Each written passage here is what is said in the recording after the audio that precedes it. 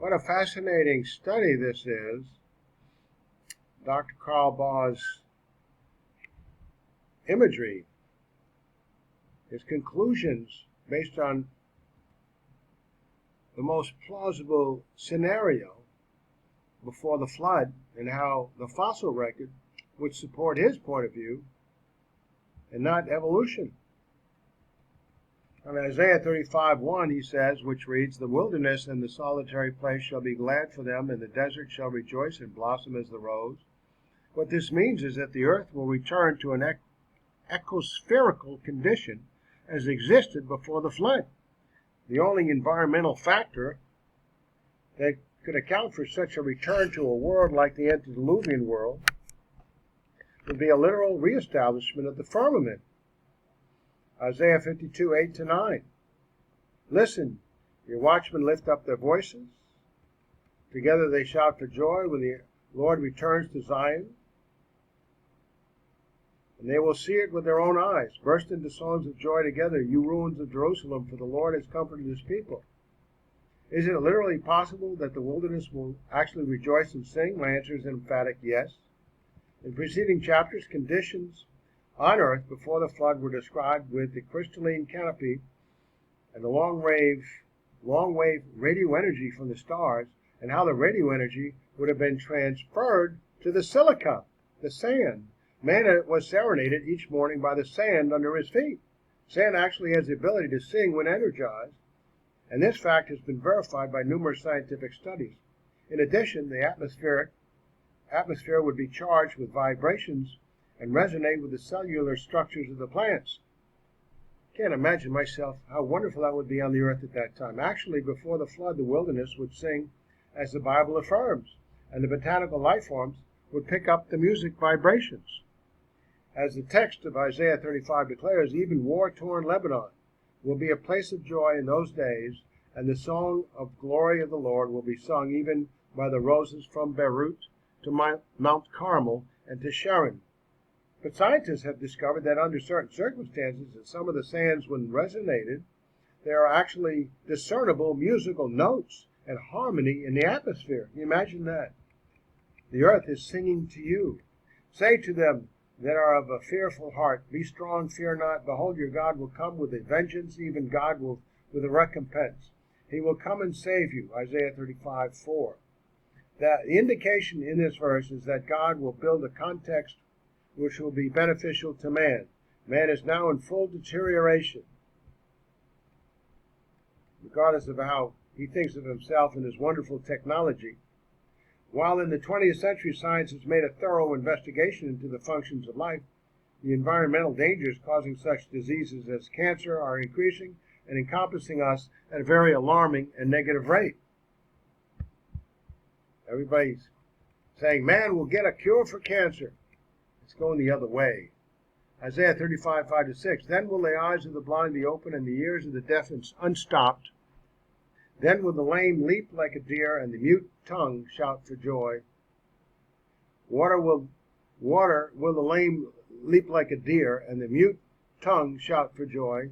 Water will gush forth in the wilderness and streams in the desert. Dr. Baugh continues.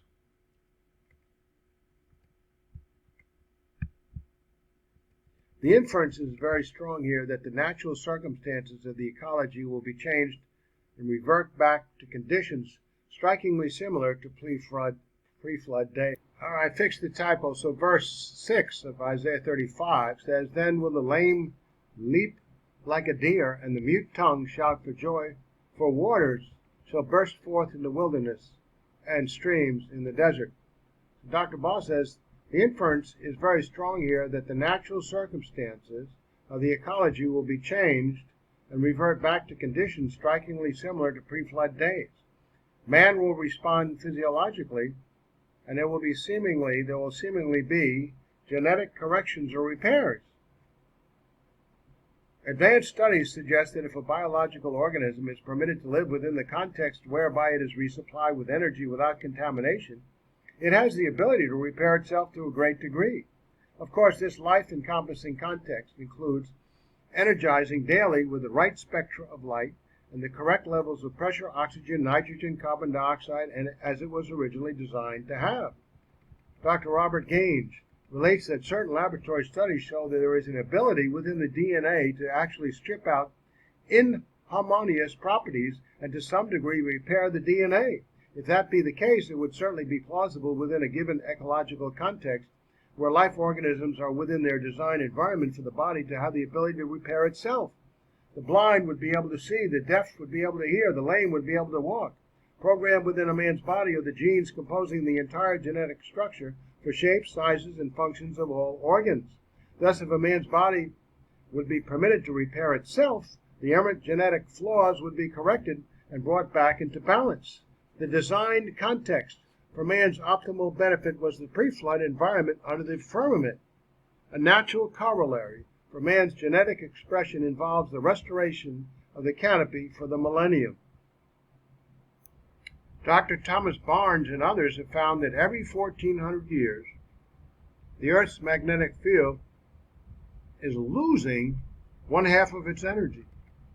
Before the flood, the magnetic field would have been at utopian context, where it would have held water vapor or additional substances within its power. If there is to be a replacement of the canopy in the future, a prerequisite is the restoration of the energy in the magnetic field in order for water to be held in its place. Assuming that the Bible indicates the original firmament above the earth will be restored, there will be first have to be the restoration of the energy and power of the magnetic field. In 1 Corinthians 15, 51 to 52, the Apostle Paul made an illuminating statement. Behold, I show you a mystery. We shall not all sleep, but we shall all be changed in a moment, in the twinkling of an eye. In the twinkling of an eye, the words used in the Greek text give a clearer meaning. The word used in the Greek for twinkling is grypto, and one of the meanings of this word is flashing or rush or light. Usage of this word could also include in contemporary language a nuclear flashing or atomic event. So when Jesus releases resurrection power and is coming to rapture the church, it is entirely possible that the Earth's magnetic field will be recharged. Therefore, after the rapture, as the tribulation period begins, the Earth's magnetic field is recharged, and the environment begins to change in anticipation of his bringing in the millennium. Beginning with the 6th chapter of Revelation, we find such statements as the vials of the wrath of God being poured out upon the earth. Each of these judgments would also add a recharging to the atmospheric context. In Revelation 16, the account of an earthquake is given such as the world has never seen to this time. Every mountain will be gone, possibly leveled, and every island will disappear. Before the worldwide flood, the topography of the earth had gentle sloping elevations. The mountains were created at the onset of the flood, when the mountains of the deep were broken up, producing great upheavals. Also, the landmass of earth was not divided into islands. The earth was not divided into the days of Peleg. Genesis 10:25. So once again, after the tribulation, the earth will be one great connecting ocean and one large connecting continent. When the magnetic field around the earth is supercharged once more, water will be thrown up into the atmosphere by earthquakes and accompanying volcanic action much higher than 50,000 feet. It will be held by the increasing strength of the magnetic field until frozen into a place as continuous sphere of ice. A continuous sphere of ice. Revelation 16:21 speaks of hailstones weighing up to 100 pounds, each falling upon men all around the earth, all around the world. Thrown up with the water above the earth will be billions of tons of dust particles, but all such materials will combine with water as hailstones so that nothing will be left in the higher atmosphere but pure water. The electromagnetic charges of dust particles combine with water normally to cause hailstones. But the hailstones that will fall during the Great Tribulation will be larger than any the world has ever experienced before. This gives us an indication of the awesome power within the Earth's electromagnetic field at that time. The pure water left in the upper atmosphere will need to be crystallized to provide the benefits described in the 35th chapter of Isaiah. I believe that Jesus Christ will take care of this also when he returns at the end of the tribulation in power and great glory. The entire earth, including the firmament, and the environment will be completely energized by his presence. The hydrogen elements necessary for the canopy will again be bound together, and there will be rakia to complete the restoration of the earth to its pre-flood condition. Marvelous. Dr. Baugh has done his homework. He's presented a plausible result without going into fantasy. The description of the restored earth found in Isaiah 35 shows that the forests will again sing. Around an individual before the flood in this canopy context, the radio waves from the stars were enhanced by this canopy in the morning hours. The crystalline structure of the sand would pick up and amplify those radio waves.